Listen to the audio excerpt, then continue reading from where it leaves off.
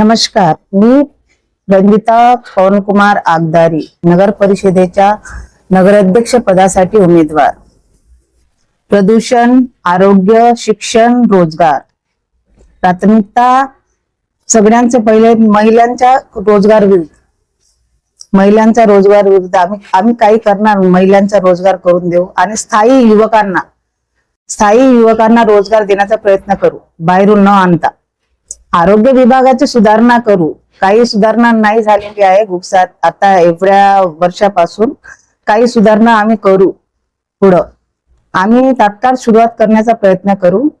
आरोग्य केंद्र, आरोग्य सुविधाची पूर्ण सुधारणा करण्याचा प्रयत्न करू. असं म्हणजे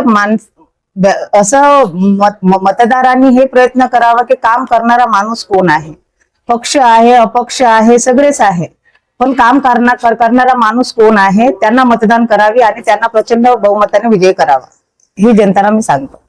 2018ला पंचायत समितीत मी अपक्ष उमेदवार म्हणून निवडून आले आणि जनतांना मला खूप प्रेमाने निवडून आणले. तर आताही मी जनतांना एक संधी मागते की मला एक संधी अजून द्यावी आणि प्रचंड बहुमताने, माझं बौद्ध चिन्ह टोपली आहे, या चिन्हासमोरील बटन दाबून मला प्रचंड बहुमताने विजयी करावे. प्रचार आपण जोमाना चालू आहे. मला तरी असं वाटते गोगरीची जनता आम्हाला आशीर्वादाच्या रूपाने, मताच्या रूपाने आम्हाला आशीर्वाद देणार आहे. हे सर्व आता बघता मी फिरताना माझा हा कॉन्फिडन्स किंवा ओव्हर कॉन्फिडन्स नाही आहे, कॉन्फिडन्स नाही आहे, पण आपण फिरताना आपण बघतो.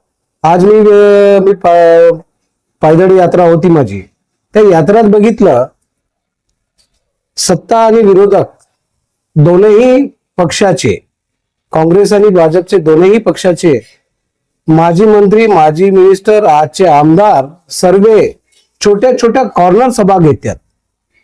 म्हणजे यांची परिस्थिती अशी बिकट झालेली आहे, जनता यांना नाकारत आहे, यांना दिसून पडत आहे. म्हणून नेत्या रस्त्यावर येऊन प्रचारासाठी आपला वेळ देत आहेत आणि लोकांना मतदारांसाठी आपल्या पक्षाचा मत केले पाहिजे म्हणून यासाठी लोकांना कन्व्हिन्स करून राहिले. तरी मग गोगूच्या जनतेच्या मायबापांना विनंती आहे, मतदार बंधू आणि बहिणांना विनंती आहे, आपली जे कॅन्डिडेट सो रंजिता ताई आगदारी हिला गोगूच्या जनतेने जवळपास 2018ला पंचायत समिती सदस्य म्हणून निवडून दिलेले आहे. तर त्यांनी निवडून आल्यानंतर जेव्हा गोगूज नगर परिषद होवाची पाडी आली त्यावेळेस फक्त पंचायत समिती सदस्य म्हणून ही आणि भाजपचे एक पंचायत समिती सदस्य आणि जिल्हा परिषद सदस्य एक भाजपचे असताना माननीय जिल्हाधिकारी साहेबांचा यांचा पत्र आलता आम्हाला की बा तुमचं ओपिनियन काय आहे.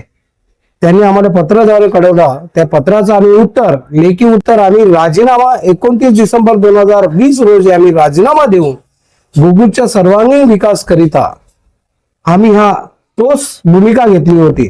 म्हणून आज त्यास आशीर्वाद परत द्यावी या संधीनं मी काँग्रेस पक्षाकडून काँग्रेसचा कार्यकर्ता होतो. मी काँग्रेसच्या नावावर मी बरेच काही कामे केले. गेल्या 2018 मध्ये सुद्धा माझ्यासोबत अन्याय करून पक्षाने मला तिकीट नाही दिली.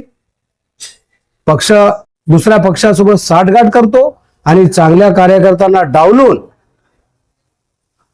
कमजोर कॅन्डिडेट उभा करून त्यांना दुसऱ्या पक्षाला संधी देतो.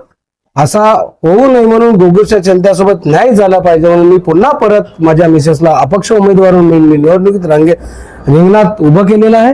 तर गोगूच्या जनतेला, मायबापाला, माझ्या माता बंधूंना सर्वांना मी विनंती करतो की जास्तीत जास्त मतं येणाऱ्या 20 तारीखला सकाळी 7 वाजतापासून 5:30 वाजेपर्यंत निवडणुकीची वेळ आहे.